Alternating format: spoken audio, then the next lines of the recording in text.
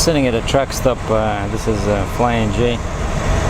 Just had some quick lunch at the Denny's over there. And that's QEW, right? You guys saw me here before. So the border, US border, is that way.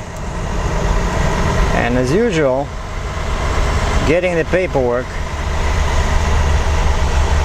takes longer than loading and then driving. And you can see my load in the mirror. And the price of diesel today, that's Canadian dollars per liter in green. So $1.13.9 per liter. So times 3.78, that's your gallons. But you have to divide by 1.3 because Canadian dollar now really sucks. So 100 bucks US is now 130 Canadian. So that's why I'm always fueling in Canada before going to US, because it's way cheaper. And what we have here is a Skyjack aerial platform, also known as man lift, or sometimes we call them scissor lift. No, scissor lift is different. Yeah, basically it has this big frame, and then the kind of like an excavator, like a cab, right, with a counterweight, and sits on tires. These are what, maximum inflation 100 psi, nylon tubeless 16 ply. I'm always curious what kind of tires they put on these things. Outrigger. Outrigger. Probably Chinese or something. I don't know. Steel rims. So buy it, not decided to upgrade to aluminum. Come on. And it has, yeah, it has tie downs. See a bunch of tie downs, all marked, you know. But unfortunately, for my trailer, because it has such a long boom, so basically that's the whole point of this machine, right? It has this bucket, and it's pretty heavy, like, you know, relatively 37,500. It's so heavy because it can go about, yeah, it's called, the model is called SJ86T, right? So that means that it can go, I think it's like 86 feet, that's the, or 90 feet in the air. But maximum 750 pounds.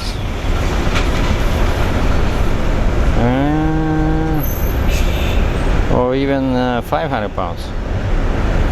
Yeah, I think it can. Let's not very strong. It can only lift like 2 people. And the guy who drove it on, I couldn't show the loading, but he was sitting here. So you can control it from here. Or you have to push that one, otherwise the machine will not work. But the key is in the back. The key goes in the back. Yeah, and then of course you have to tie down the boom, right? But because it's so heavy and has wheels, I put some extra chains in the back there. Those are for lifting. But I asked a worker at the plant, I said, is it gonna be okay if I put my chains in there? Because it's so much weight, you know, when you push your brakes. I wouldn't be happy with just 4 chains. So like for this kind of machine, like previously I had a similar machine, similar weight, but it had a hole in here, like straight, you know, and then I was able to put a chain, like long chain across. That's another 11,300 pounds of WLL, right? So, which is very useful. But sometimes you can use these axles here because they're solid single piece axles, you know. But I think I already have enough chains on it. But, and there's no wires, right? That's another big no thing. You have to watch for wires and cables. So there's nothing here, you know. You can just wrap a chain. The problem is that I cannot go this way because it'll be cutting into the tires. So I would have to go under, and then it's really awkward to tighten the binder, you know. But anyway, I already have enough chains on it. Yeah, you see, like in the front, you have to be careful because it has this, you know, steering thing, right? And it can have some cables there, so you always have to check. But I didn't use it, so. But anyway, yeah, this is all solid steel here. See, this is all counterweight, and so because of that, see, of course, this is not properly loaded, right? Look where the middle of my trailer is, right? This turn signal, and that's like, this thing is supposed to be all the way there. Like this sticker, it's looks like it's the middle, or maybe no, the middle is probably here. Yeah, because it's balanced. So this part, see, yeah, this part, the middle of the ring, should be where my light is. And I check my weights. I'm like 31,000 on the trailer,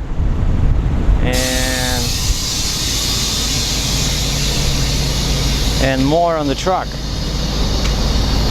which is still okay. It's just that, you know, it's gonna be driving. No, I can lift this axle because I only have 30,000 on 3 axles. You know, it doesn't make sense. So this way I can save on maybe some fuel mileage a little bit. It's just easy on the truck because it's so hot today. Yeah, and over here I got lucky. I didn't want to, you know, toil with my oak boards. I asked them if I can use theirs, and they said yeah. So I just put those rubber. If you remember, that's when I was picking up that big excavator. I bought mud flaps, $12 each. I bought 4 mud flaps at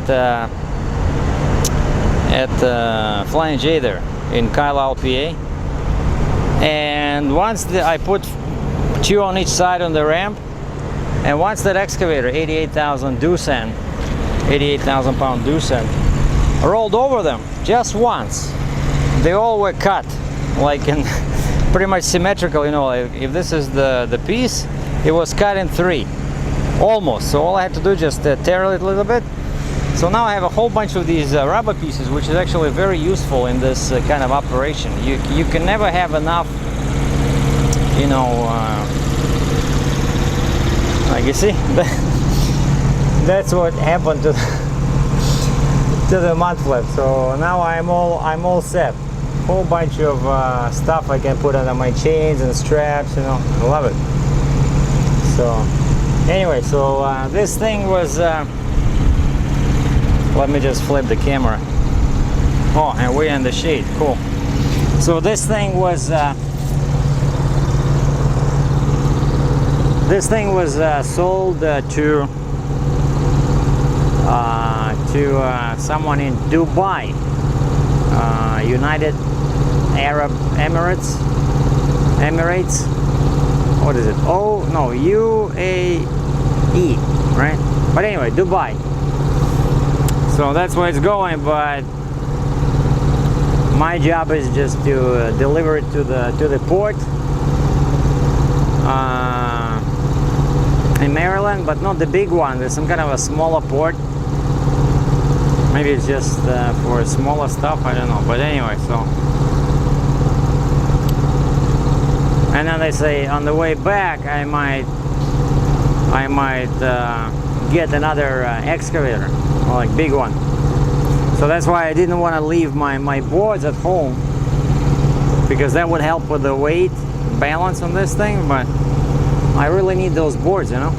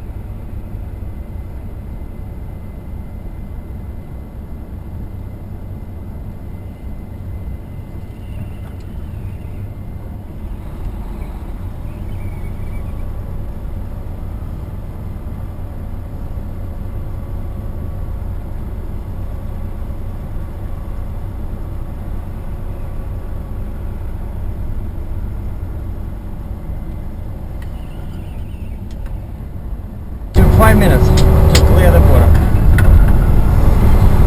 Each time it's unpredictable.